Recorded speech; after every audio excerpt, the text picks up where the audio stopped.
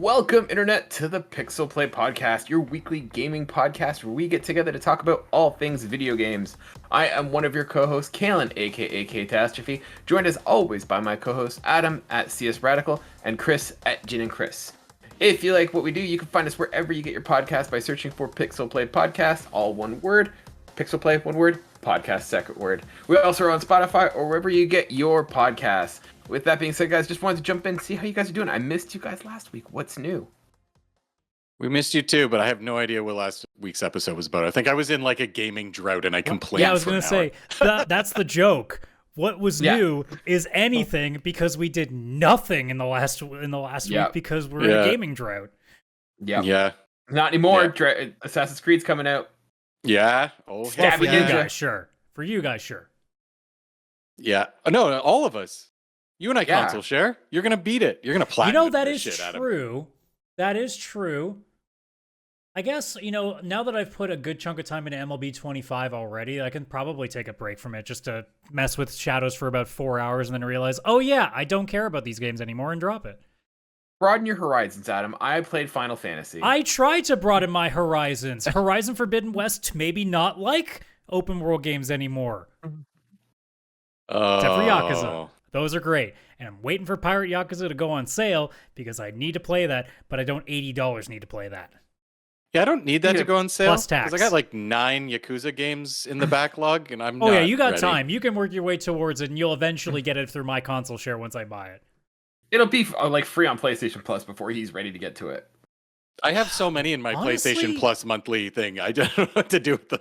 They come to Game Pass and then they disappear, and I haven't touched a single one. And I'm like, I think that's already in my backlog, and then they're gone. I think they've come and gone twice. I don't know if the Like a Dragon games have been put on PlayStation at any point. So maybe Like a Dragon got put on for extra, but I don't think they've put any of the new ones on for free with Essential yet. So that probably wouldn't be an option. Unless we're talking like 10 years from now, maybe.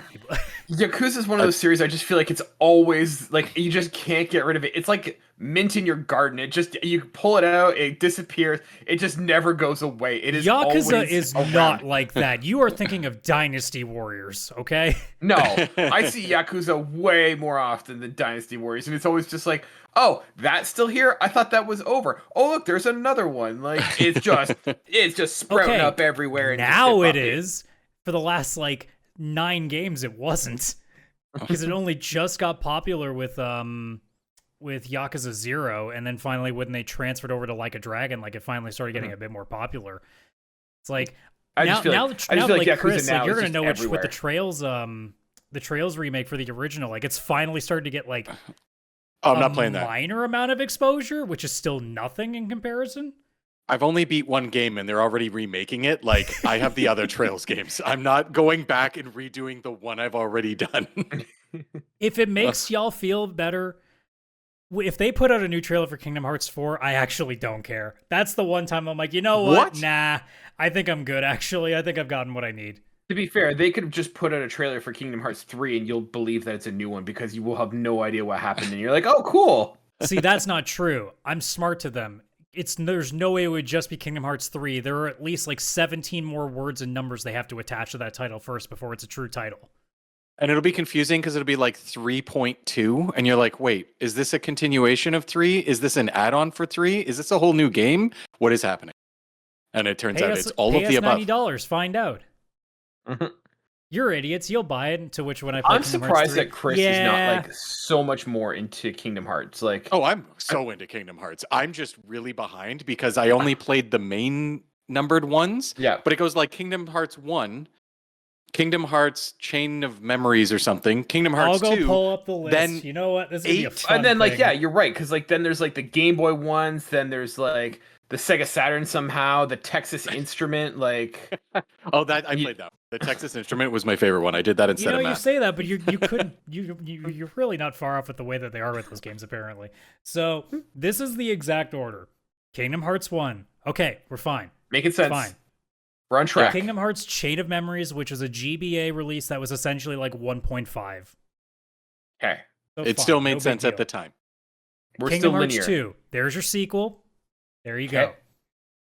Kingdom Hearts Coded. It was originally a mobile game. All right, fine. Mobile game, whatever. No big deal. We have a pattern Kingdom Hearts here. Mobile. Okay. I don't know why that wasn't just, a repeat of Coda, but okay, whatever. Fine, no big deal. Then we get to the weird shit. We get to Kingdom Hearts 358 under 2 days. That is the exact way to say that title. It is that? I always say divided by because I don't. Nope. My math it brain is is apparently just Kingdom Hearts 358 under 2 days. Even though it's a slash sideways, it is under 2. Ugh. And then we take a right turn into a wall. Not quite. We're getting there though. Kingdom Hearts I think Birthday Kaylan wants Sleep, to. which is actually like a normal prequel game. Okay, we're back to okay names again. Kingdom Hearts 3D Dream Drop Distance. That's because it was on the 3DS and it was 3D. So they had to throw that in the name. And then we get to the dumb ones. And if you think, what, it now wasn't dumb we get already? to the dumb ones? We get to the dumb Now we ones. get to the dumb ones? Kingdom Hearts HD 1.5 Remix. Yeah, but that's a collection of the first ones, isn't it? I'm say literally just remix putting or them all in remix? order. That's the Oh, order. wait, did we say remix or remake? Remix. They called it remix, but Oh, dear God. it's just it's a remaster or a collection of them. Yeah. Then there's Kingdom Hearts Cross, and by cross I mean this X symbol that I've never seen on a keyboard before. That I think they just made up. Kingdom Hearts HD 2.5 Remix. Kingdom Hearts HD 2.8 Final Chapter Prologue. That is the full name. Yeah, I own that one. Kingdom Hearts 3, and that's where we are currently. Yeah, why was 3 so far back? It's like if it doesn't release on a PlayStation, a home console, they can't give it a number. Those All two of that games, shit. 2 And then and finally, 3, here's 3. are 14 years apart. Yeah, that's why after 2, I was like, I'm done. I'm not I'm confused. I can't play all of And these. the funny thing is, you would assume that if you just follow the chronological ones, it'd make sense, and the others are just extra. No, those are integral parts to the story. Extremely integral. You have no idea. I didn't play Chain of Memories, the one sequel between 1 and 2, and I had no idea what the fuck was going on at the beginning of 2. It took me 20 hours, and even then I'm like, I still don't think I understand how this connects to the first game. To but be I'm fair, still going to go... Even if you know the even if you know the entire lore, you don't truly know. You've just filled in the gaps with your own ideas to make sense of it. Yeah. Literally, Yeah, just watch Video Game Donkey's video on the entire Kingdom Hearts story. It's about as accurate as you can get, and it's bonkers. You know what's messed up when Kojima looks at your game and says, "Fuck, that doesn't make any lick of sense."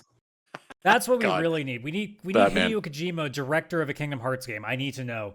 Kojima just says, "Guys, you gotta bring it in a little bit. Dial it back. We're calling this Kingdom Either Hearts 4. that, That's it. Either that, or where's our Death Stranding level in Kingdom Hearts? Okay, that crossover can exist.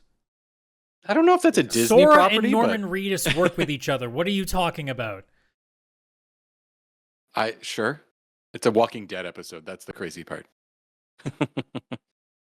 So I wanted to talk to Chris. Chris, you mentioned last week you were in a bit of a gaming slump. Are you still going through that slump? No, I found a way out of it. Was it just play more video games? It was play video games, oddly enough. I don't know how you were able to figure that out. No, how I got out of it was I just needed to make a night of it. I just needed to put some time aside, not game in a quick little half an hour on the Steam Deck or Switch or PlayStation Portal up on my couch, put the cool lights on in the basement, grab a drink or some food, sit in the basement, turn on one of the consoles and game, and I found a game that really, really hit well too. I think that was very important. And I ended up playing for the very first time in this entire franchise, Mafia, the definitive edition. Nice. I've never played them, but the issue was that I owned the second one right when I built my PC back in 2013. It was for the Game Awards back then. When you actually used to vote, you got a free game. So I had 2 email addresses and I got Civilization 5 and Mafia 2. They were the 2 free games for voting. I'm like, all right, I'm eventually going to play this game. That'll be great.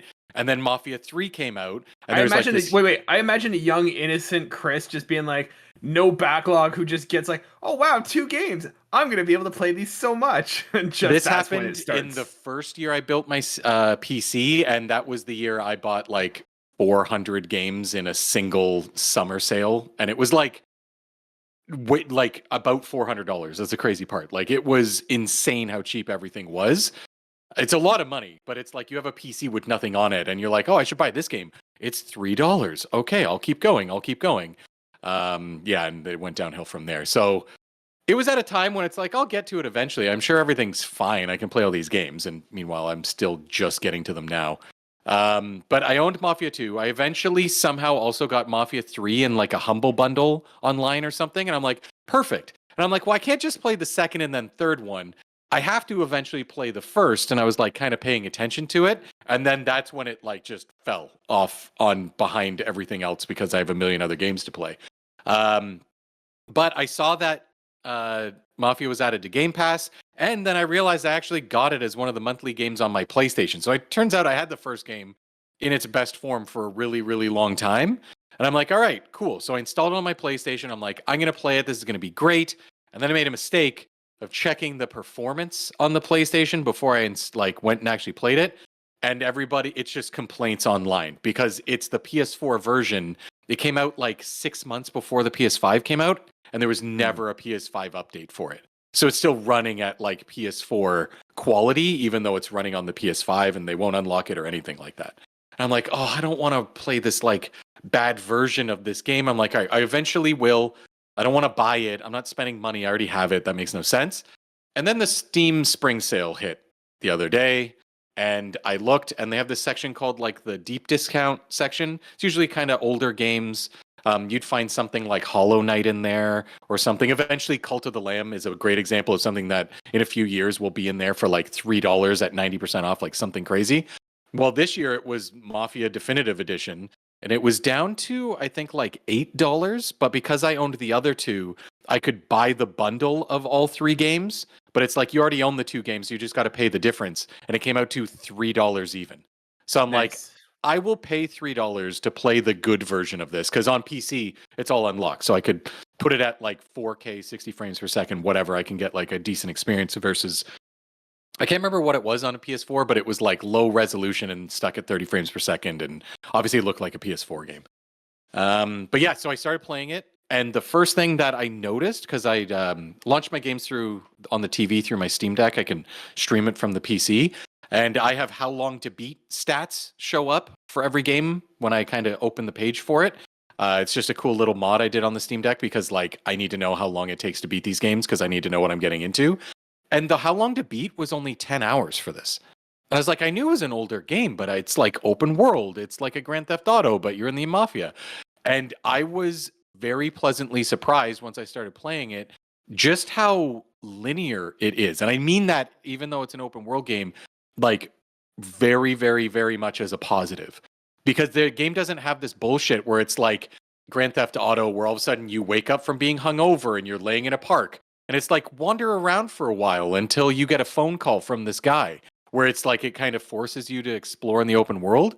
This game, it's like chapters, and every time you start a chapter, you're just back at the Mafia restaurant, and it's like, what's our next mission? Okay, let's go do this Mafia shit. And you go get in a car and drive to that mission, and then you just like do it. So you can just go linear like right through the game. And then it even brought up an option. Do you want to turn off the unnecessary driving in missions?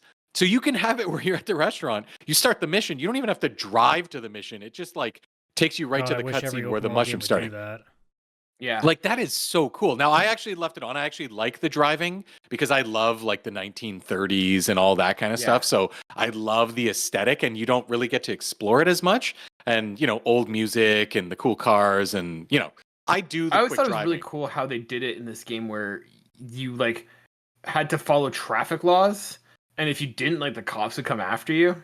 Yeah, I like that. Yeah, it's cool because it's like kind of realistic, and you're in the mob. You really don't want to just get pulled over for speeding when you're like, you know, you have all this moonshine in your trunk or whatever the heck it is that you're doing.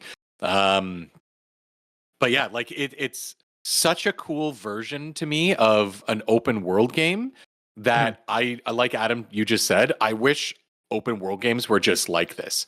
Like make it open world. If you really want to go explore, you can. But for the most part, it's more just like you live in this city. So, of course, you have to drive to your objective like you would in the game. And it actually makes it feel more like the Mafia because there's all these conversations happening in the car about like what's happening. It's like, why are we driving out to this farm and who's there? And it's like, oh, this other family. Did you hear that this happened? And like you get a lot of story just through the car conversations, and then all the big shit happens with the cutscenes and the guns and all that kind of stuff, right? I played this game like I was in a drought for gaming. I sat down, played it through my PC on the TV for like 5.5 straight hours. I did it on the weekend, and I was like, holy shit, it's like 3 a.m. And it's like, oh man, Chris is back. 3 a.m. gaming by accident. I love it. It is a really, really, really good game, and now I'm really excited to play the other two games. I hear Mafia 2 is really good as well, and they came out with a definitive edition, and they gave it to me for free because I own the old one. Still a little rusty. Like the definitive edition? Yeah, like the definitive edition, a lot of people have complaints about, but the OG is fantastic. Well, I technically have both because I owned the old one, and then on Steam they just like gave you the definitive edition for free if you owned the old one. So yeah, I don't know how much if they've improved on the definitive edition they did for the second game yet, but I mean, I'm assuming even because I'm assuming you have it on PC, right? Yeah. I'm assuming like if you really need to, there'd be mods that would fix some of it anyway. So. Yeah. Yeah. Is Mafia 1 the one that has that like brutal like race, or is that Mafia 2? The race, yeah, that was in. Well, there was a race in 1. I haven't played the second one, but yeah, it's like it's you have a driver, and now they've been beaten up by like a rival mafia family. Yeah, and now you have to race, and like I don't know if they fixed it, but like when that game first came out, that race was brutal. Like very they took care of that in the definitive edition. It's not nearly. Oh as yeah. Much of a, I was gonna say I won very easily in my first attempt. It was like when I'm playing Forza Horizon on a low difficulty, and it's like all the cars are way behind me. It felt like you need to watch a YouTube video of what that race used to be, because it was like you would fail it so much. That's sucks. Too realistic. Yeah. I mean, if you were to just get into that kind of car, and it's like you should do this. You drive a taxi cab. I mean, to be fair, it was a race car back in the 1930s. It probably did like 60 kilometers an hour. That's true. That is like true. all the cars you were driving before that did 25. True. Yeah, that is true. The only other thing I did, Kaylan, I wanted to briefly say is I finished Dungeon Crawler Carl, the first book. I finished it while working on the stairs behind me, pulling staples out and all that. It was like the perfect audio book, just like getting a rhythm. I finished it in like the one night. It was like straight, like many, many, many hours. And I was like, I need to get the second book. I haven't grabbed it yet, but I have points. I've got like an hour left for the second one. Oh, you're already that far in the second? Oh, yeah. I'm so into it. Like, I need to know what happens next. Good. It's so good. It's like I kind of want them to make a game of this. I would be into it. I would 100% be into it. But you got to get whoever reads the audiobook in, because I need to hear. God damn it, donut! Like I need to hear. Well, that's the thing. I'm like so tempted because I'm enjoying this book so much, and I'm like, should I like get these books and read them? Because I feel bad that I'm not like actually reading it. I'm just like listening to an audiobook like a degenerate. And I'm like, I kind of like, I feel like these would be really good books to read, but at the same time, I don't know, that like performer is just so good at this. He's so good. Yeah. The way I look at it, it's like I'm in the 1930s and I'm listening to a story on the radio. You know, when it would be like 8 p.m. Hey, remember when we used to do that? No, okay, maybe you didn't. I probably did. Yeah. I don't know how old I am. But yeah, it's kind of like that, right? An audiobook is just like one of those stories. Like, tune in next week to listen to this story. Tune in next week, kids. Yeah. For the next week's adventure of Dungeon Carl. So you're gonna get a game eventually. It's just gonna be a mobile game. No, don't do that. Ahead of time. No, it's gonna be a live service game, and it's totally gonna work. Yeah, it's gonna be a PlayStation live service game because it can't be mobile. All mobile games are Splinter Cell going forward. Come on. Shut up, Chris. It's a fair point. Yeah, what about you, Adam? Check out the second one. It's really good. Because like they get to pick their class and everything like that. And it's so good. That's how they ended the first book, and I was like, oh god damn. Yeah. God damn it. Sorry, Adam, go ahead. Yeah, what have you been playing? Have you figured out anything to play? I got MLB The Show 25. That's been all my thing. It's my grind. Every year I just go and grind through it's card mode that's supposed to be, you're supposed to pay money, and I go, nope, I'm just gonna put 1,000 hours into you over the next 12 months and get everything, because fuck you. Joke's on you, MLB. I've got time.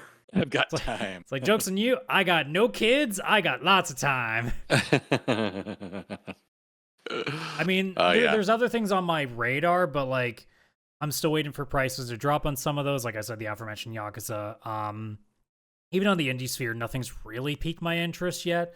So I'm kind of just in a waiting period just to see what else is there to take my attention away. Also, it's like the first not even week. Like this came out in early access on Friday, so I've only had not even a full week to throw time into it yet. Eventually, I'll hit a point where it's like, okay, I've done all I really can at this point. I'll need something to do in the meantime until they put something new in.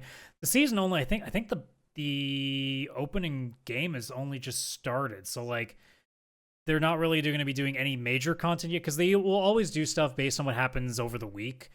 Like they actually have a thing they do with Topps that does the all the trading cards for baseball. So they'll actually take the cards that they make to like for something they did that week. So like they'll be like, oh, this person got their first career hit today, or this person had a 3 home run game, and they'll put that into a card and they'll add that for like this weekly thing that you can a weekly event you can grind stuff in for. So they always do keep something going pretty well into the season, and then once you hit like the playoffs, it usually starts to taper off at that point, or they do like Hall of Fame or Legends stuff, or they do some weird events. Like they had last year an event where they had guys that, you know, they said, oh, well, when they played, you know, in high school, they were actually a pitcher, but then they became an outfielder when they actually got to the big show. And then they have this card of them if they were actually a pitcher. So you had like either present day guys or legends playing a position that they weren't known for in the major leagues. So it's just, they did some wacky fun stuff like that too.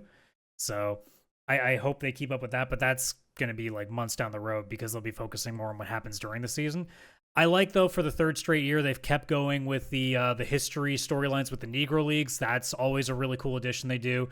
It's small this time. Like, I don't know if it was bigger at the start or if they just added more. There's only 4 guys they talk about, and one of them was already there before, so there wasn't nearly as much new stuff as like the guy who's a big baseball nerd got into. But like, it's still nice that they keep putting attention to detail on that. I do think it's something that needs to be talked about more. In fact, like, there's a podcast that I listen to once in a blue moon called Black Diamonds that talks about a lot of the history of the Negro Leagues before that. A lot of people don't know this. The first nighttime game that was lit was not a Major League Baseball game. It was a Negro Leagues game. I think it was cool. The Major Leagues was like 35, but the Negro Leagues had one in 1930. So like they were long before that. So they pioneered a lot of stuff too. Like they were almost as big as the Major Leagues were before in terms of how much money they were generating. And then obviously racism was its thing back then. So, but yeah, like I'm mostly just grinding away at MLB 25 until there's something else to divert my attention, whether it's through a deal. The spring sale was really disappointing for me. Like anything on my wish list was like 40% off and they were $80 games. So I'm like, I don't $50 need to play you yet. I'm not needing that. And then anything low price was like 20%. So it went from like 20 to 18. I'm like, woo, I guess that's a great deal. But I mean, also Sony this month put out the Cowabunga collection, which I do want to touch at some point. And I mean, if I'm really desperate, I do have Veilguard again, but I also have Sonic Colors. So I do have some other things too if I really need something. But it's more of a wait and see what kind of pops in the next couple of weeks, and we'll see what happens. I mean, granted, I know Kaylan wants to eventually talk about Shadows, but I know he's got to finish talking about something else first. But who knows? I mean, Chris and I console share. Maybe I'll take a shot at that for a few hours. Don't know, though. Imagine you become like the biggest Assassin's Creed fan all of a sudden out of the three of us. Start going deep in like the modern day lore. Wearing fucking hoods in the podcast. I'm the only one with a Ubisoft poster on the wall, I'll have you know. That is true. That is alarming. It's not the best one, but it is a Ubisoft poster. Your middle name is going to be Ezio, by the way, from now on. We will be calling you that as a nickname. I'm sorry, what did you say? I mean, Ezio? Ezio. I mean, look, if you're gonna name me after the actual, like, one of the only like good games protagonist, sure, I'll take it. But it's your middle name. So we're always going to throw in the quotes and stuff, and it's going to be how you're referred to from now on. I'm failing to see the issue here still. Because Assassin's Creed, you don't like it anymore. Yeah, but like, Robert isn't nearly as cool a middle name as Ezio. Come on. Also, I am half Italian. I'd rather be Ezio. Yeah, that's why I was actually way going by that one. I had to pick the one that made sense as well. Honestly, I'm super excited for the Assassin's Creed Shadows. Oh yeah, It's not a lie. It's not his. It's like it's an open like fact here. I've talked about it on the podcast. Like I love the Assassin's Creed series. That's a day one buy for me every time. Um, I just love it. I love being an assassin in a historical time period and just going around and stab. And this one, I haven't seen the reviews yet, but like it seems like it's gone a little bit more back to basics of like you can stealth your way through it. I don't have any intention of playing as a samurai. I don't want to brute force my way. I want to climb and sneak and stab and be all like a ninja. I didn't wait, however god many iterations of Assassin's Creed to get to Japan and not play as an assassin ninja. Like, oh yeah. So I can't wait to. Yeah, I pre-ordered or whatever you want to call it is on the PS5 today after I saw Digital Foundry's performance review, because I did decide, like, is this a PS5 game or am I going to be screwed and I got to go onto my PC and hope I can just play with settings and get it to run a bit better. Yeah. But it looked good enough for me on the PS5 where I'm like, nah, I'll just do this. That's what I want. No, I'm very excited. And like I think we talked about it, like I got it through like by like trading in a bunch of stuff at Shoppers that was like getting discontinued, so I'm excited for that. But Christopher, Adam Tiffer, I want to talk to you guys about a game that I finally am done and I'm willing to get my final thoughts on, and that is Dragon Age: The Veilguard. So it's not gonna be a surprise. I've been coming on this podcast for feels like months now and just giving updates. I'm finally done the Veilguard, and it's not great. So like I know this game has had like a lot of opinions back and forth. Laying the ground foundation, I have not played Dragon Age before. Have not been a huge like BioWare fan. Like I played the first Mass Effect, dropped off of Mass Effect 2. And so I'm not like the biggest fan of this series, but I'm like, okay, I'm going to give this a shot. Dragon Age 2 is very bland and boring. So this game comes across as like supposed to be an RPG, and there is little to no RPG elements in here. So the first aspect that's a problem is the lack of dialogue choices. So basically you have in any conversation 3 options on how to respond. You can respond either sarcastically, positively and reassuring, or stern and like determined. That's about the extent of the responses. Like you don't differentiate of like, do you want to be good? Do you want to be bad? Do you want to be like, there's not a lot of deviation from where the story's going. And then in terms of like RPG, there's very little choice in terms of like what to do. Like I can think of maybe one aspect that like changed the story and how I dealt with it. Everything else just felt like it was just being railroaded. So like there's not a lot of choice in here. And so it comes to the thing of how's the story? The story's bland. Like I know what's going on in the story now, but like I just didn't care. The stakes didn't seem high. It was supposed to be this like huge life-altering, world-ending event, and it just never felt like it, with the exception of like 1 or 2 times. So like I just didn't care what was happening. Gods potentially in that, and that yet it feels like we'll get to that sort of like thing. Essentially, yes. And so like it was kind of a bland story that I didn't care where it was going, and the amount of fluff and aspects that like just fill it. Like they're like, hey, we have this god aspect that we have to deal with, but then they're like, but our team needs to focus, so we need to solve all their problems. And it's asinine how many problems you need to solve for these people. Like you feel like you are just a therapist for them. Some of them are cool, but a lot of them it just takes too much time to do. So like I would go through and like it'd be like, do the mission, great, and then it's like go to the next mission, and it would literally just be travel the map so you can get to this person's location to have a conversation with them. And you're like, okay, well, that's developing the story, but it circles back to the problem that you have very little direction, you have very little influence of where the conversation goes, because it's just affirmation in a different tone. So it was really a lot of just fluff there. And then there's also factions. So each character also comes with a faction, and those factions also have side quests that need help. And it's heavily implied that unless you do all of the factions and you do all of the companions, you're going to get like bad endings or have less options. So there might be an aspect where if I had done more side quests and more side content, I would have had more options on what to do. But I don't think that is the case, and I don't care enough to go through this bland story to do it. So, like, yeah, combat-wise, it's fun, but it's very shallow. Like, there's not a lot of depth. One of the problems I had with Dragon Age is that there's different, like, rock, paper, scissors aspects. So some creatures are going to be like resistant to fire, but they're going to be like weak to ice or something. But I was playing as like some sort of like blade mage kind of thing, and I was only ever able to hook up like 2 styles of attack. So I would have like a fire and a necromancer or something like that. And depending on where I went, like sometimes I'd get to like a boss, like I went to the final boss battle and he was resistant to fire, and there was no way for me to know that he was resistant to fire, and I had built my stats a lot around that.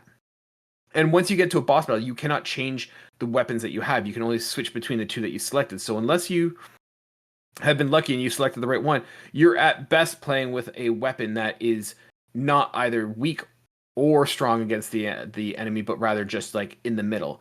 And so I didn't really like that rock paper scissors aspect that they have, because it's not foreshadowed in like terms of what you're going to be dealing with. Or in this situation, I was in a place where most of the enemies were going to be fire vulnerable. So I was like, okay, cool, I'm going to put on my fire weapons. And then I get to the big boss at the end and he's resistant. I'm like, well, that's not really fair. Like, there's no way for me to know that until I get into the battle. So like, it's just not great. Like, not bad, it's serviceable. Like, it's not a terrible game in any stretch. It's serviceable. Like, I didn't have a lot of problems with like bugs or issues and stuff. It's just boring. It's bland. Like, I think the best aspect about it is the artistic choice, because it is actually really cool. Like, how the characters look, the artistic direction. It's really neat. And I think it's going to age really well. But overall, I think this game it was just boring.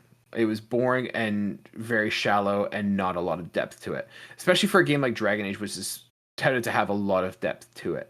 Also, not very welcoming to new players. So if you've not followed along with Dragon Age, there's not a lot of welcoming to you in terms of like, come take a seat. Yeah. The one thing I want to address is that there's been like some controversy about like transgender aspects and like all that within the game. One character deals with that kind of issue.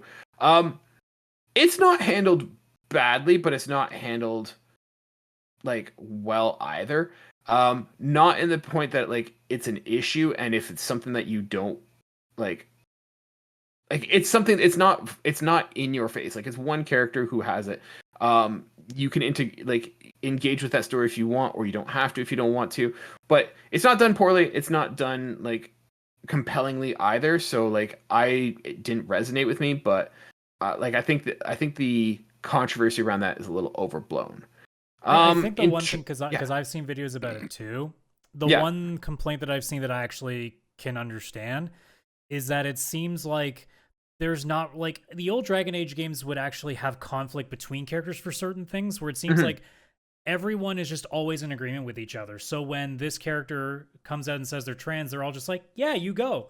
And there's not even like anybody that has like any conflicting feelings on it, that doesn't bring like any sort of growth with anybody.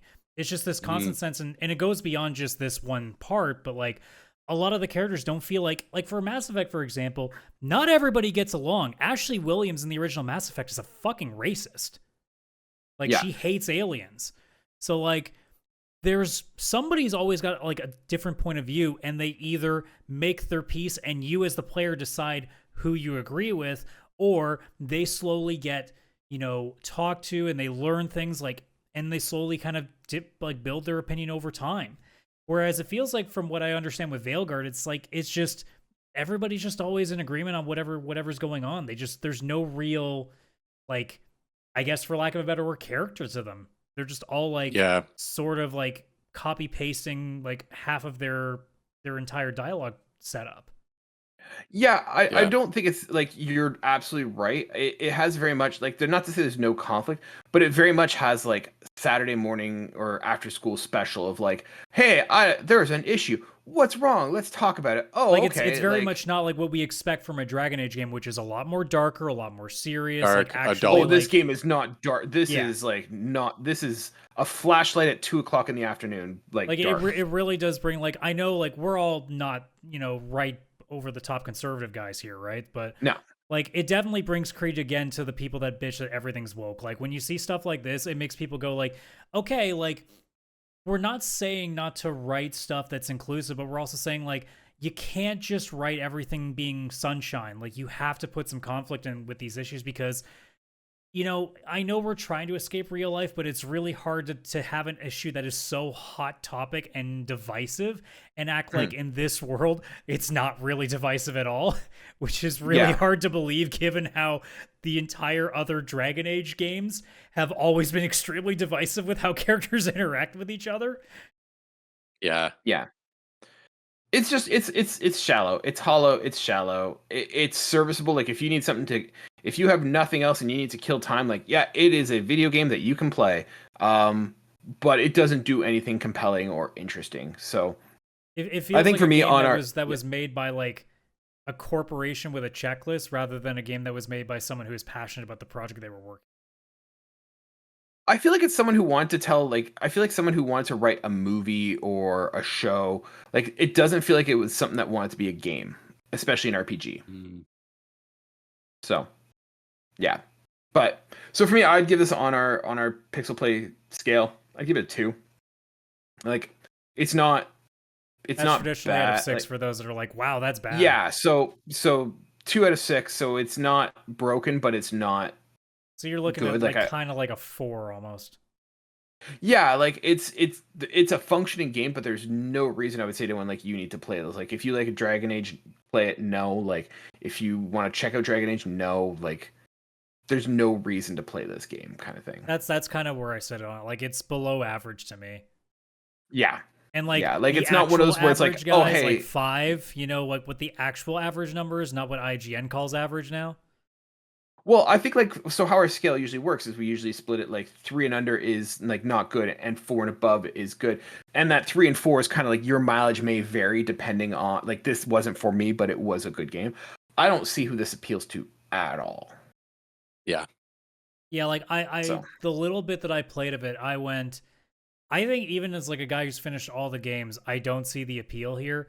The only people I see it appealing to are people that don't play video games, to be honest, because like the audience that it feels like what we expect to see from like focus group testing in a white collar like corporate community, and these people do not have time nor the care to play these things. So like I don't feel like it's like, I'm not saying it's not being made for a gamer, but it's for the amount of like people that this is actually made for is so minimal that no wonder it hasn't hit very well sales wise.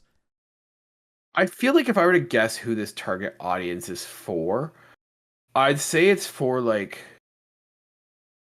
12-year-olds in that sense. Like it's safe, it's not super dark, but it like tries to look that way with like scary monsters and fighting gods and stuff, but it very safe. Like you said, so it's almost like Saturday morning cartoons RPG. Yeah, exactly. Yeah, I didn't say RPG. I said just Saturday morning cartoon. There's no RPG. Well, they're claiming it's an RPG, so I'm gonna give them the a little bit of leeway there.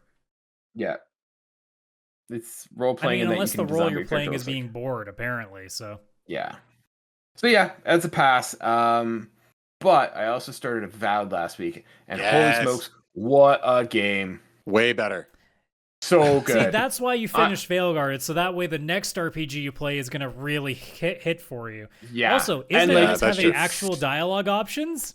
Oh my god, I actually feel many. like I'm like the dialogue options are so good, and I actually feel like I get to roleplay. So like, I don't know what you guys are playing as. So I'm playing as an envoy, but I did like the I did basically like the ranger aspect, but I'm kind of like doing I'm kind of looking like a Viking, where it's like I've got a shield and an axe and a ranger. Like I'm kind of being sent as sort of like a pathfinder for the emperor, but I kind of like don't want to be. Like I kind of was brought in and like kind of put into this role, and so I'm role playing as like, yeah, he gave me a job to do and I'm doing it, but I'm not rah go the emperor kind of thing. So like no nonsense. I kind of like get to the point, like kind of the begrudging, like I'm just doing my job and I want to get this over with kind of look. So, and I'm loving it.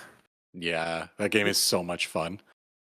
Yeah, I'm not sure what I picked when I started, but I know that when I do eventually go back to it, whenever I decide to get another couple of months of Game Pass and go nuts with that, I'm probably going to go back and redo my character and probably lean much more to heavy weapons, because the most fun I had in the little bit of time that I played was taking a hammer and just knocking shit around.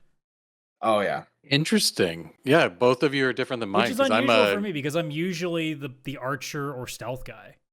Yeah. I'm like a ranged magic user. I'm all really? like with wands and stuff. I didn't think I was gonna be. Like that's not necessarily what I went in thinking. And then as I was just picking my character and doing stats and stuff, I was like, maybe magic would be fun. I normally don't play like as a magic user. I wonder what it's like in this game. And it's sick. It's so good. Like I've got a wand in one hand, which is just like ranged magic attack, kind of like think Hogwarts Legacy, but like looks a lot more impressive. Yeah, I'm Harry Potter. And then I've got a grimoire in my left hand with all these spells. And I've got these 4 spells that I can pull out with cooldowns. For fire, it's like you put out both your hands and it's just this like stream of fire that you have. And like the more you upgrade it, the longer it lasts and the further it goes. I'll have just like mobs of enemies in front of me. And I'm just like, yeah, I'm just going to fire now. And it's just like, I'm just walking around, fire in front of me, can't tell what or who is in front of me. And it is just like, oh, you do that and then throw out a quick ice thing and freeze somebody, then hit everybody with lightning, and the person who's frozen actually shatters and just dies instead of having all their health taken away. Like they just get broken. Yeah, it's a lot of fun playing even as a magic user. A lot. Yeah, I tried playing as a magic user and I was like trying to use the wand, and I felt that it was just too inaccurate. Like it would just go sideways. Interesting. When I was trying to do some range attacks, and I was like, well, this sucks. And then I also found that like the mana just doesn't, like, it burns through too fast. And I was like, I'm not having fun doing this. Whereas I found like the sword and board, like I was able to take like hits, and then like I've actually got ability now where I could just like shield smash someone in the face and like stun them. So I'm having a lot of fun playing that way. Yeah, it's cool. Like we've all kind of chosen a completely different character to go through the game as. And it's like seems like it's fun, no matter, like as long as you pick the thing that kind of speaks to your play style or maybe what you're thinking in the moment, it ends up being fun, right? And yeah, its game is so good. Like I also appreciate that it has a 40 frames per second mode if you have like 120 hertz TV, which is like pretty rare. I know the new Assassin's Creed has it and stuff, but still, it is pretty rare for games on consoles to have that, where it's like, listen, there's a 60 FPS mode, but it's not going to look great. You know, ray tracing, all that kind of stuff were a lot more popular. I'm playing this in the 40 frames per second mode, and it's so good. It's like that perfect balance of having like the great frame rate, but also like ray tracing and great looking graphics and all of that kind of stuff. Yeah, I love this. I think I'm about halfway, personally. Oh, I think it's still early. Like I'm still in like Paradise or whatever it's called. Like I have to go see like so like main story wise, I saved like the ambassador, and I have to go see him, and I have to go see the Watcher. But I'm just doing side quest shit. Oh yeah, and like the side quests are amazing. Like I picked up this one little side quest, and it's just like some guy was in like a company, and they were going and doing like going somewhere. He gets injured. He goes back to get help, and it turns into this massive like 2-hour side quest. And I'm like, I assume this was just like a quick get here, check in, and call it done. And it ends up being like this massive like quest that has implications to like game endings like that are available and stuff. And I was like, did not expect this when I was starting. Yeah, 100%. Yeah, I love the side quest side. You go in thinking like, oh, this person's missing. Yeah, okay, I'll go help them. All of a sudden you're fighting something or dealing with something you weren't expecting, and the decisions you make will change the ending of the game. And also like, just like being aware of what's going on in the surroundings, because like I'm going to spoil one of the first side quests you could pick up, but like that one where you've got the lady whose house is getting invaded by like lizard people. You know what I'm talking about? That was on my list when I decided to do something else. That was going to be the next thing I'd done. Do you want me to spoil it, or would you rather not? I probably won't play this for another few months anyway, so. Okay, so what ends up happening, and once again, this is like a minor spoiler for a minor side quest that has no implication, but she's like, "Hey, like my house is being invaded by lizard people. Can you go take a look at what's going on?" And I'm like, "Sure, no problem." And I go, I kill like all the lizards that are there, and I go back, and I'm like, "Yeah, your house is free of lizards now." And she's like, "It's weird. I feel like I've got this thing where like I'm missing like half of like my personality, or like half my soul's missing." And some random person, like some like soul talker person, was like, "Yeah, you're missing half your soul. It's in like another creature." And you're like, that's kind of dumb. Like, I don't think you should try and be friends with these lizard people because they're gonna eat your face. Maybe just like try and, not do that. And then I go back to like the area, and there's like a lizard person that's just like chilling and doing its own thing. And I was like, oh damn, there actually was like, she was telling the truth, and I felt like a dirtbag for not telling her that. Yeah. Oh, see, yeah, I did the same thing, but that mission, but mine played out differently. I did find the lizard before I went back and reported to her. And so I actually told her what was going on, and she's like, how it ended is like, okay, she's gonna give it a chance and try and get to know the other half of her soul, kind of thing. Yeah, like it can play out in so many different ways depending on how you do it, which is also super cool, right? Yeah. Well, it's funny. I'm even watching this like gameplay that Adam has going, and it's on a mission that I'm doing right now, but there's 2 companions, and I don't have a second companion yet. Oh, you haven't got that far? Yeah. Because I've only got Fish Dude. Yeah, I think it's like you get him. Yeah, Garrus. Yeah. Yeah, I was gonna like, I don't know. It's Fish Garrus. Yeah. Oh, I love. Like, Yeah, the I'm companions. Like, am I missing it? Like, is it? Do they come along like naturally in the story, or have I missed it? Like, I think they do come naturally. Yeah, I think they're attached to like the main missions, like the main quests. Okay. Yeah. But yeah, I'm loving this game. Like, this game is amazing. Yeah, I love it too. Shout out to Xbox, who I feel like is having a bit of a renaissance, because like they had Indiana Jones back in December. Now they've got Avowed, and they've got Doom coming out in May. Like, granted, we'll see what Doom turns out to. If they keep hitting the way they might in the next like 4 months, this could be very interesting to watch. Yeah, Xbox chose the wrong time to become multi-platform. Yeah, like it was just like, guys, just give it 6 months. Just give it 6 months. Oh yeah, I'm very excited to go more into Avowed. I think I'm about halfway. Because I looked just very quickly at the list of main quests and like where it is and stuff, just so I have to plan like, okay, how long is this actually going to take me? Should I, focus on doing 2 games or something? Mm-hmm. And it's just like, I don't want it to end. Like, I love just like, okay, it's cool that I know you want me to go do that, but like, I'm gonna like, oh, there's a cave here. I'm gonna go and do a thing in there because there's a thing. Oh, there's a base here of people. Okay. Oh, cool. They have something going on. Oh God, something crazy is happening now. What the fuck? It's very much of like, oh, what's over there? Oh, what's over there? Yeah. And this is gonna sound dumb because like it's made by Obsidian, but I'm like, this very much feels like the Fallout / Skyrim kind of experience. And I didn't get into Skyrim. Like, I got into Skyrim as we started doing this podcast like 3 years ago, and it didn't hit. Like, I didn't like Skyrim. It was fine, but I felt like it was very formulaic of like, go to this tunnel, go underground, and now you're in a dungeon, right? Like, it was fine, but like, I feel like I get now why Skyrim was appealing back in like 2011 or whatever. Like, if it was anything like this, I could totally see why people lost hours and hours of their life on this. Yeah. And one thing I love about this one is like Skyrim is like many of the games like in that genre, like they're very dreary and dark, and like you go into the dungeon, it's like candlelit.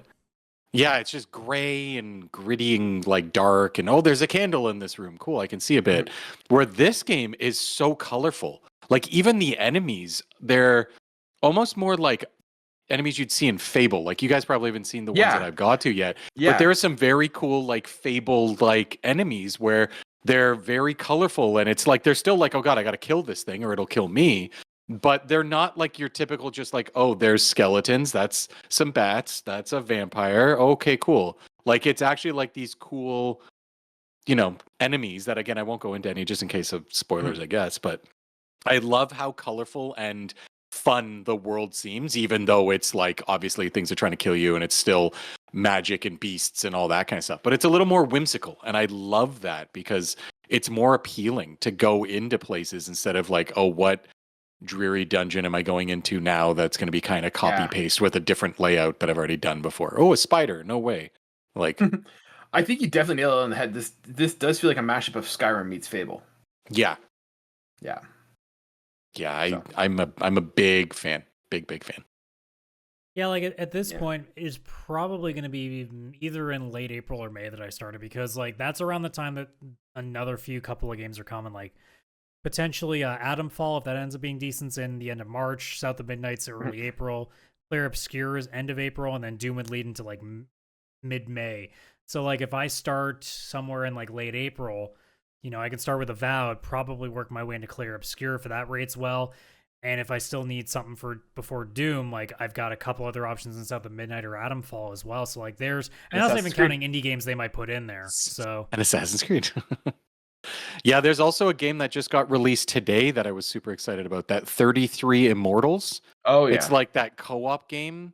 Like it's just like a top-down, looks kind of indie like. Yeah, but it's like you play with 32 other people. That's 32 too many.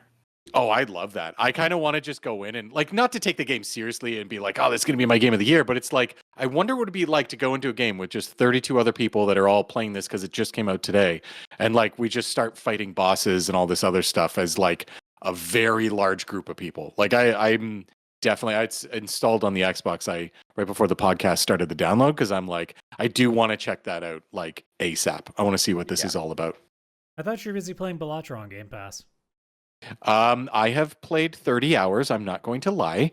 Are we talking 30 hours on Game Pass, or you've played 30 hours of Balatro? Yes, he means Game Pass. No, on Game Pass, because Steam had already was at like 90 or something. But I'm so much better because in that 30 hours, I've unlocked every deck and I've beaten the game on every difficulty. And I've got like 10 jokers to unlock, and I've like almost 100%ed it. But yeah, it's just because I work right by the TV, and sometimes it's like, oh, I only have 20 minutes until my lunch is over. Eat my quick turkey wrap that I make every day. I'm gonna play something a bit, and then I gotta hop into meetings and get back into work. So it's like, well, I can't play a game, I can't watch a show.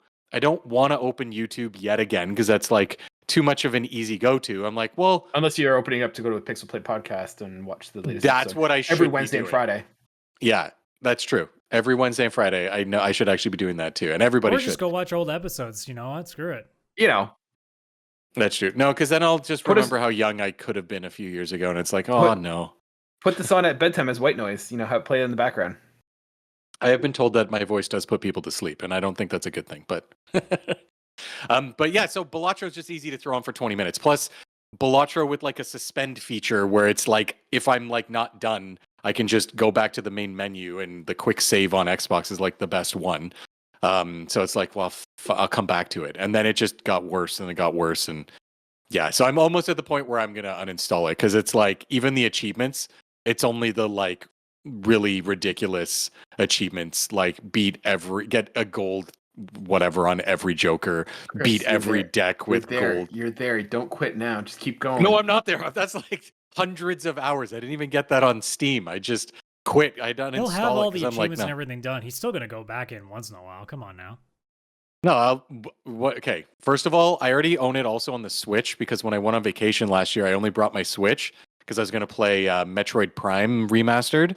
And I was like, but what if I want to play Balatro? So I bought it at the airport when I still had Wi-Fi, because I'm like, maybe I'll want to play a couple rounds. So I technically own it 3 times, and I'm just waiting for the day, because it's going to be one of the essential games on PlayStation one day. It's going to be one of the monthly games. It'll be like the bigger AAA game, the like remake of a game like Sonic Colors, and then Balatro will be the other one. And then I'm going to install it again and play it on the PlayStation Portal. Think how beautiful it looks on the PlayStation Portal, and just do the whole thing all again. Version of it. Oh my god, I have the PSVR. If they brought it for a PSVR 1, I'm buying Balatro. It's like Tetris Effect, but with Balatro. That would be sick. The colors and stuff they've got behind that. Adam, call the developer. Call him. He's Canadian. Call Mr. Balatro and say Mr. Balatro. I don't definitely know. his I don't last have name. local Thunk's contact information. Well, it doesn't matter. If they comes to VR, yeah, I'm buying that day one. 100%. I mean, it's like $20. Of course I'd buy it, but I love Balatro. It's an issue though. I mean, what's the complaint? No. It's not that expensive. You don't have to worry about some massive open world that's got a bunch of nonsense in it. Yeah, it is addicting though. Thank goodness this isn't actually in casinos or something, because I'd be broke as shit. Actually, I'm getting pretty good at it now, but I'd still be broke as shit. That you can get as good as you want at poker. The house always wins. Yeah. Yeah, especially when the house is like a creepy talking clown and a playing card. Yeah, I think. Yeah. Creepy. But other than that, I'm just excited for Assassin's Creed. I think I'm gonna work through Avowed first, so I'm not in a rush to play Assassin's Creed, but that's the next one. Look, the Assassin's Creed that's gonna carry me to Doom. Seen, it seems like it's just more of the same, because I've seen the same people say like it's still really, really good, but it's still it's way too big. You're still good. Like if you're not like super like needing to finish it, you'll probably burn yourself out at some point. Like I've also heard things that what's not the girl, what's the guy's name again? I'm blanking right now. Yazuk, or I don't know how to say it Samurai. properly. Yeah. It's Samurai Ninja. It doesn't matter. So apparently, from what I've seen in different reviews, is that he kind of like offsets the game, but not in a good way. Like it takes away from what you get normally with the more stealth oriented female character they put in there. So it sounds like they try to do something different and it didn't quite work. But again, I'm just going off of like reviews that I've seen. But again, I've seen the usual complaints of like, it's really, really good until you hit the point where you can only do the copy and pasted stuff so many times. Yeah. So it's still probably that point that I might play it, like it at the start, and then slowly go, but this is boring. Just let me get to the good stuff. But it's a level game now. It's not like what the old Assassin's Creed games used to be. So now I have to actually make sure that I'm not under leveling. So I gotta do some of it. So I don't know. Like I thought the stealthing. I thought the but I have a feeling I'm not gonna be stuck with it. I thought the leveling they got rid of the leveling if you're doing the stealth route. Like a stab to the neck is a stab to the neck. Yeah, it's only if you go to like actually get into like a melee fight that the levels matter for like health and everything. If you do stealth attacks, they got rid of the level part and it's like still an instant kill. Because that was stupid.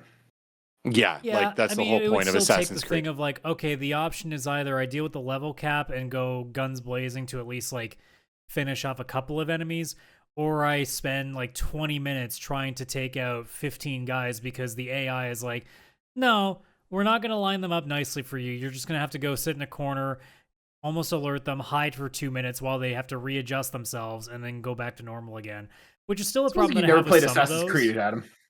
What's that? It's like you've never played Assassin's Creed. That's Assassin's Creed. I have played Assassin's Creed. The game doesn't let me Spartan kick people off mountains anymore. That's where the fun really was. Maybe they do now. There might be. I have a feeling because I'm pretty sure there's a kick or something that I saw in some gameplay footage. So you might be able to kick somebody. And I might be able mountain. to like this game a little bit more again. I hot take it there. Assassin's Creed Unity. Oh no, Assassin's Creed Odyssey. Not a true Assassin's Creed game. Oh no, don't care. It's the last fun one I played since like Black Flag. I think it's a nonsense story compared to like how they tried to shoe in like before Templars. But either way, I at least had a blast playing that game because I never stopped having fun Spartan kicking people off of things. So yeah, I've honestly if never it was called anything else, I think I'd actually like it more than if they just called the Odyssey or Odyssey. They could have just if it done was just a game about some crazy plot during like ancient Greek history. Yeah, I think I'd be super down with that. Yeah. It's like how I'd be really curious about, a game that's, a Japanese open world stealth game. Oh, wait, I didn't actually finish Ghost of Tsushima either. Well. Oh, that game's a masterpiece to me. I love Ghost of Tsushima. I mean, I'm excited to play Yote, and hopefully, they've made improvements to what I didn't like about the first one, but. I'm actually concerned about Ghost of Yote. And now, I have no reason to be, and I absolutely love Ghost of Tsushima, but I just kind of worry of, like, it's gonna feel very similar in the sense of like, okay, we're starting with a new character and like they learn to be the ghost, and it's gonna feel too deja vu with just new weapons. Like Yeah, it would that's my thing. require the story to have to be a little more engaging this time. Because, like, look, I'm not saying the story of Ghost of Tsushima is bad. I'm just saying, like, by the time that I decided to quit, it wasn't just the open world. It's just I didn't have like my hooks deep into anything. It was just, okay, we got to conquer this evil guy. Cool. But like the side stuff wasn't very interesting to me. Like there wasn't really that extra thing to really put it over the edge to really keep me like wanting to continue on to it. So I hope that what Yote does, because I mean the gameplay is perfectly fine. Like that was never the issue. If they can just shrink the map a little bit, like maybe have a little more differentiation in some of the activities, and maybe make the side quests mean a little bit more. Like I could see myself having a much easier time sticking with that. I'm just concerned that, like you said, Kaylan, that they're just going to do another Ghost of Tsushima with just like mild improvements, maybe a new mini game or something to kind of make us see, like, see, it's different, and it's really just more of the same. Which wouldn't necessarily mean it's a bad game. It would just mean it's not as interesting as it was for the first like 20 hours I played of Tsushima before I kind of burnt myself out. Yeah, I also kind of feel like. Go ahead. Are you sure? No, go ahead. You go. No, I'm going to kind of derail after. Oh, okay. Yeah, I know. I can definitely see that concern because like this game is already like Ghost of Tsushima is kind of like Sony's Assassin's Creed-ish game. It was already like kind of like it. They even had the whole stealth angle if you wanted. And I could see like it's worked for Assassin's Creed for how long that they still obviously Ubisoft is in like huge shit right now financially, but how many people still buy Assassin's Creed and love it? Kaylan, you and I were both like, fuck yeah, I can't wait to do the exact same thing. Oh, I'm definitely part of the problem. Like it's just doing the same thing on repeat, but it's like this dopamine hit and it's in a different setting. It's like, yay, I love it.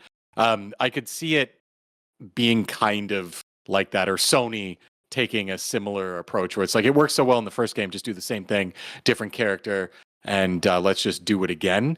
The issue here is like at least Assassin's Creed, every setting and character was usually completely different. It was only the like when it was in Italy that it was like the same character, obviously. But after that, every game was a new time period, a new culture, a new character, a new everything, right? So Ghost Yote, it's not as going to have the same feel. It's going to be all very similar to the first one. So I agree that they really do need to kind of like do something a bit different, or at least like, yeah, like make the side quests more meaningful. Maybe make the map a little smaller, something to like keep people invested. The only way that they're really gonna be able to differentiate is by the story at this point. I don't think there's like, unless they completely add some brand new gameplay mechanics that are so transformative, it really is just the story is gonna have to shine to really get people going. Because that was the problem with Horizon, is that they didn't really add anything different, and then the story was not nearly as interesting the second time around because you'd already gotten like the luster of this new world out of the way. So now you got to tell something cohesive on the second game, and they didn't at all. And they made the map like 4 times bigger or some bullshit. Like it was way bigger than when it was Zero Dawn. Like Zero Dawn, actually, the map was big, but I was able to clear it, and I never felt overwhelmed. Versus Horizon, like I got how do you escalate from there? I think that's the problem with like a lot of open world games in general, is when you have a game so massive, how do you, for a sequel to it, do something different? You really kind of can't, because what are you going to make in the world that's different? Like the only games that did it well are Yakuza, but that's because Yakuza games are literally a bunch of everything. So there, no Yakuza game is the same based on the activities you can do. Grand Theft Auto, which takes massive gaps now and also change the setting complete, and the stories are very well done.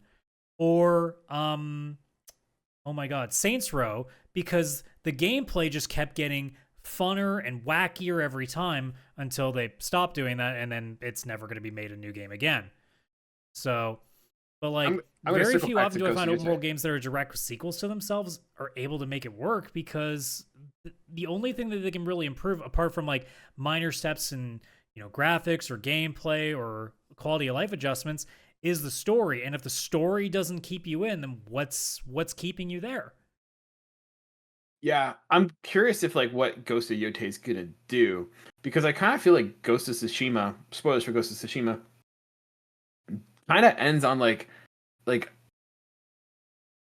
at like a beginning point of the story, right? Like it ends with him like taking on the ghost and like them being like, oh hey, Emperor's not gonna be super pleased about this, and like just stops. So like you don't talk about like the Mongol invasion of like Japan, and that's what like we were talking about, like Adam, one of our first episodes, like we were talking about what happens, and like historically like the Mongol invasion then moves over to like I think it's Japan proper or something like that.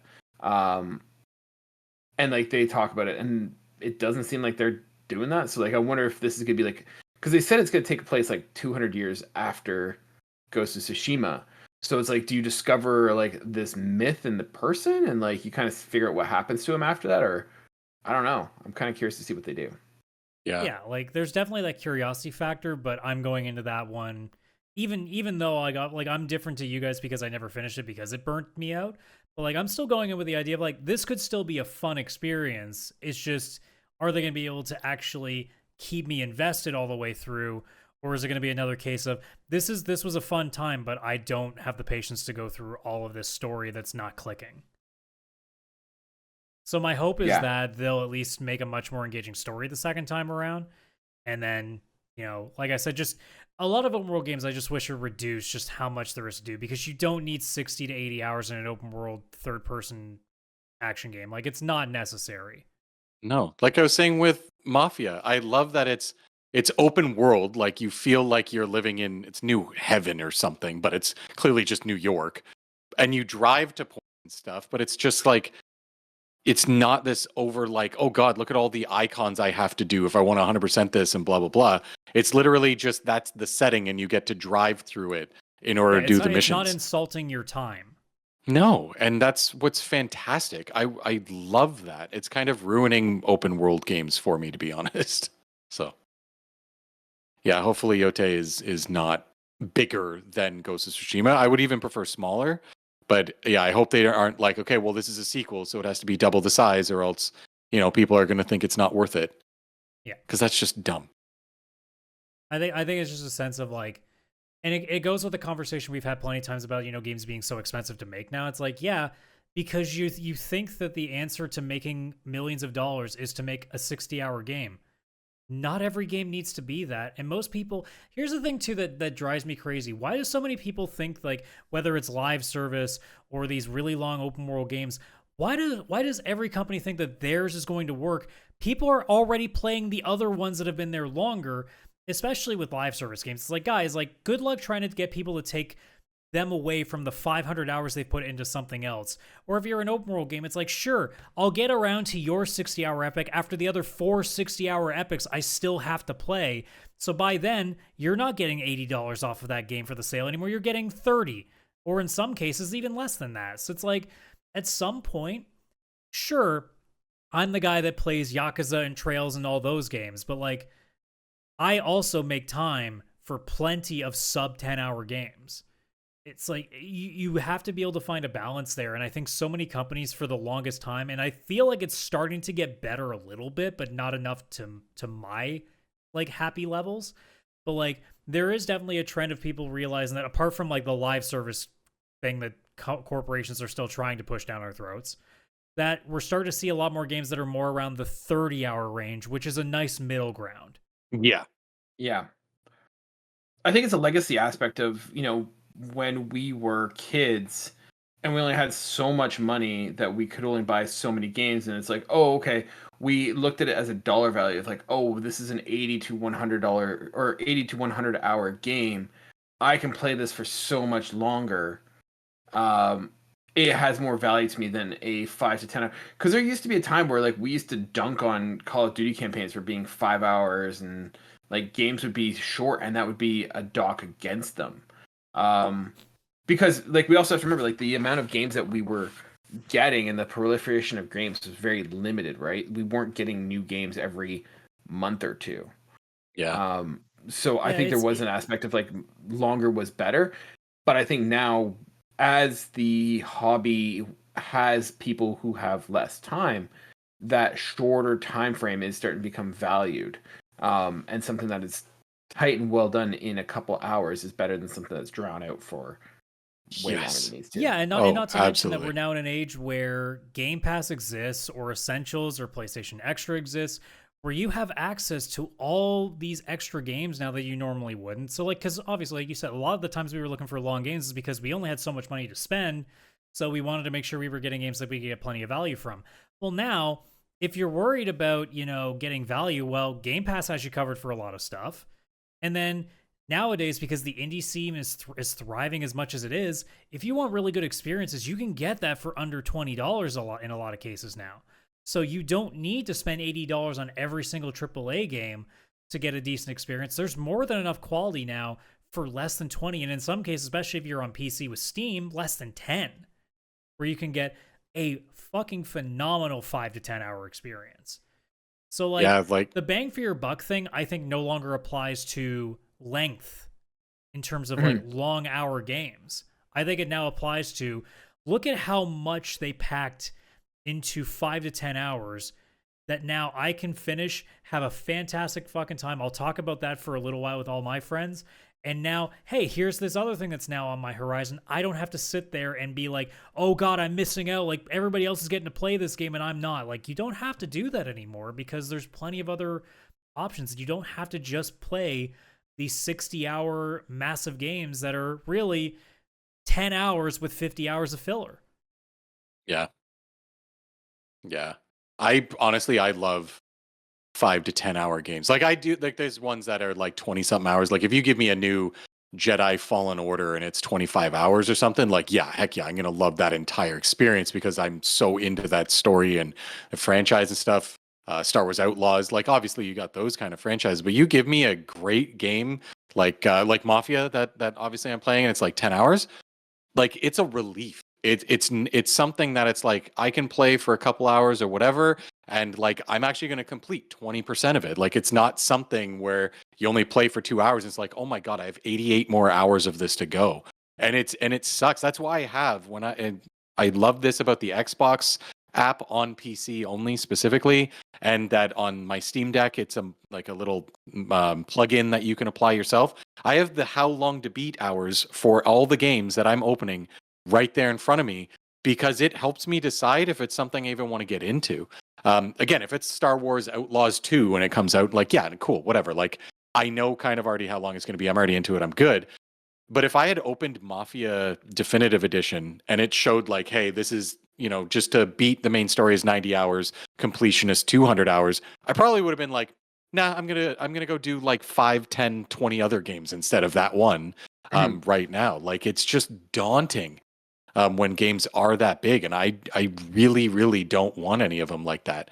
The only time I do want it like that is if it's like a Helldivers 2, and it's not that it takes that long to beat. It's just I'm having that much fun, and I go back once a week to play with friends. I think that's such a big thing now is like you have come back to games now. Yeah. Whether it's like a Helldivers, a Balatro, or any like roguelike, like what I play with Keep Driving, stuff like that, where it's like you can just, okay, you know what? I've got an hour. Like, I can just go pop this in for a bit instead of going like, do I really want to boot up Avowed because I'm not really going to be able to get much done? Like, I think it's nice to have that balance now. And the fact that there's so many options for that, yeah, I know. Sorry, Kaylan. Yeah. But I think it's nice that for people who do have all the time in the world and they're trying to figure out how to utilize it best, that there are more than enough options to do that now. Because, I mean, obviously, like, when I was, in college or whatever, like, yeah, I just kept going to 40-plus hour JRPGs or RPGs in general because, yeah, I had the time. There was all the time in the world for that shit. I was good for that. Or Destiny, where I popped in, like, a total of 3,000 hours between those two games. It's like, yeah, it's cool for that now. Now I'm on the flip side going, you know what's awesome? Being able to finish a long game like Trails and then immediately go into a game I can finish in 3 or 4 hours like that. Stories for Soul, the Gundog, I think was that a sci-fi visual novel I was telling you about you last week or the week before? I can't remember now. But like, it's nice to be able to go from one or the other instead of going, oh God, here's another 40-hour game. Oh God, here's another 40-hour game, and just getting so burnt out by it. Yeah. Oh yeah. Yeah, I can't I can't. Like that's why when I like looked at Avowed, like when I was first installing it on the PC, I saw like, okay, so to beat the main story is 18 hours or something like that. And then main plus extra was 30 something, and then completionist, where it's like you literally do every side quest, everything in the game, was like 61 hours. And it's like, okay, Which so for that means completionist, for so me, that's actually like if you want to that's see 60, that's where you want to see it. yeah, like Yeah. for a like you literally are going to be obsessed with this game and do everything, and it still only takes 60, which is still a long time, but that should be reserved for the completionist. Whereas if you just want to enjoy the story, you can get through it in 18 hours and still feel fulfilled. Or if it's like me, and I'm assuming both of you, it's like you end up doing a bunch of side stuff because you're having fun, and it does end up being like a 35-hour experience. But again, it's not because you felt like you got to and you got to get to the It's 60 generally hour a case mark. of like say with indie where we all were just like, yeah, I want to go through these maps because they're Yeah, fucking fun. Exactly. Yeah. Like I think indie, I could have completed like 15 hours quicker, and I just didn't want to because I wanted to do all the side exploring, all the I side wanted stuff. to throw more guitars at people. Oh, I love that game. Anyways, yeah, it's important to know when to properly end a game. And it's important to know when to end a podcast. And we're going to wrap it up there. So, ladies and gentlemen, thank you so much for sticking with us. If you like that, like the video, leave a comment, leave a review, leave a subscribe if you haven't done that yet. If you want to be part of the conversation, we have an awesome group of friends over in our Discord. You can find all that at linktr.ee/PixelPlay Podcast. We'd love to have you there. We post podcasts every Wednesday at 12 p.m. Eastern Standard Time, and we post on Fridays as well, our little side quests. That makes sense, right, Adam? That's what we're still doing? Yep. Fantastic. So we do a little side quest bonus content on our YouTube channel. If you like it, you can find it there. These two guys always have something interesting to say. And with that, we will see you guys all next week. Bye for now.